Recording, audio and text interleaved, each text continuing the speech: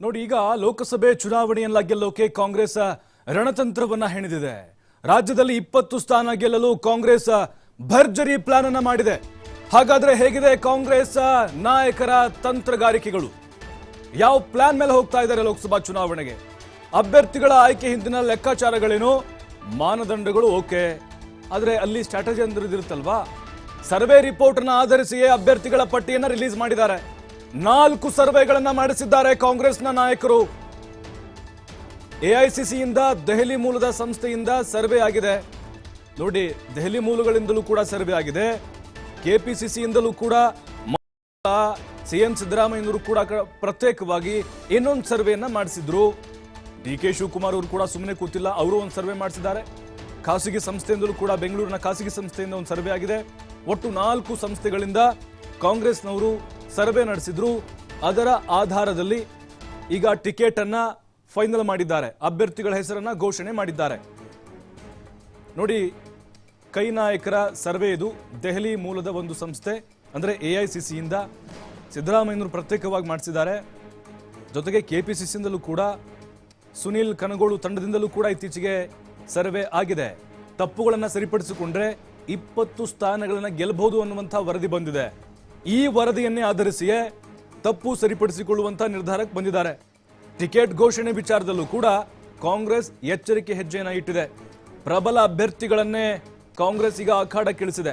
Target 20, ಲೋಕ ಗೆಲ್ಲೋಕೆ Congress survey ಕೂಡ ಒಂದು ಮಾನದಂಡ. ಅಂದ್ರೆ ನೋಡಿ, 7 ಜನ ಅಭ್ಯರ್ಥಿಗಳ ಹೆಸರು ಇಲ್ಲಿ ಅನೌನ್ಸ್ ಆಯಿತು. ಈ 7 ಜನ ಅಭ್ಯರ್ಥಿಗಳಿಗೆ ಅವರದೇ ಆದಂತಹ ವೈಯಕ್ತಿಕ ವರ್ಚಸ್ಸಿದೆ.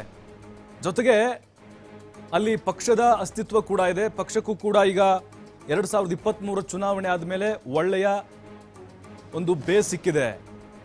ನೋಡಿ, 7 ಜನ ಅಭ್ಯರ್ಥಿಗಳು ಕೂಡ ಸ್ಟ್ರಾಂಗ್ ಆಗಿರುವಂತಹ ಕ್ಯಾಂಡಿಡೇಟ್ಗಳು. ಈಗ ಜಾತಿ ಲೆಕ್ಕಾಚಾರ ಸಹಜವಾಗಿ ಎಲ್ಲ ಪಕ್ಷಗಳು ಮಾಡೇ ಮಾಡುತ್ತೆ. ಆದರೆ ಅದರ ಜೊತೆಗೆ ಈಗ ಅಭ್ಯರ್ಥಿಗಳ ಪರವಾಗಿ ಅಲ್ಲಿ ಒಲವಿದೆಯಾ ಇಲ್ವಾ? ಸ್ಥಳೀಯವಾಗಿ ಏನಾದರೂ ಯಾವುದಾದ್ರೂ ನಾಯಕರು ವಿರೋಧ ಇದ್ದಾರಾ? ಅಸಮಾಧಾನ ಇದೆಯಾ? ಕಾರ್ಯಕರ್ತರು ಒಟ್ಟಿಗೆ ಕೆಲಸ ಮಾಡ್ತಾರಾ ಇಲ್ವಾ? ಒಳ ಏಟನ್ನ ಎದುರು ಬೀಳ್ಬೋದಾ?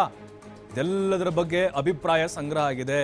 ಸರ್ವೆ ಅಂತ ಹೇಳಿದ್ರೆ ಅಲ್ಲಿ ಜನಾಭಿಪ್ರಾಯ, ಅಂದ್ರೆ ಅವರ ಕಾರ್ಯಕರ್ತರ ಅಭಿಪ್ರಾಯಗಳನ್ನು ಕೂಡ ಇಲ್ಲಿ ಪರಿಗಣಿಸಿ ಕ್ಷೇತ್ರದಲ್ಲಿ ಓಡಾಡಿ ಫೈನಲಿ ವರದಿ ರೆಡಿ ಮಾಡಿ ಈ ಅಭ್ಯರ್ಥಿಗಳನ್ನ ಫೈನಲ್ ಮಾಡಿದ್ದಾರೆ.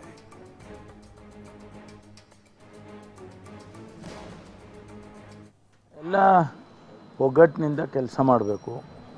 ಆ ಸೀಟು ಗೆದಿಯೋ ಸೀಟು, ಗೆದಿತಕ್ಕಂಥ ಸಾಧ್ಯತೆಗಳಿದ್ದಾವೆ. ನಾವು ಗೆದಿಬೇಕು ಅಂತೇಳಿ ಎಲ್ಲ ಪ್ರಯತ್ನವನ್ನು ಮಾಡ್ತೀವಿ, ಗೆದಿತೇವೆ. ಅಭ್ಯರ್ಥಿಗಳು ಯಾರು ನಮಗೆ ಬೇಕು ಅಂತ ಕೇಳಿದ್ರು, ಅವರಿಗೆ ಸ್ವಲ್ಪ ಅಸಮಾಧಾನ ಇದ್ದೇ ಇರುತ್ತೆ.